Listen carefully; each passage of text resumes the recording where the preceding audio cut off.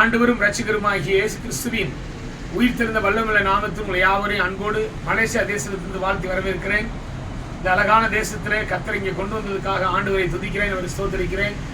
அவருடைய ஊழியத்தை செய்ய, தேவனுடைய ராஜ்யத்தை அநேக ஜனங்களை கர்த்தருக்காண்டு வழிநடத்த, ஆத்துமாதாயம் செய்ய கர்த்தர் கொண்டு வந்ததுக்காக கர்த்தரை துதிக்கிறேன்.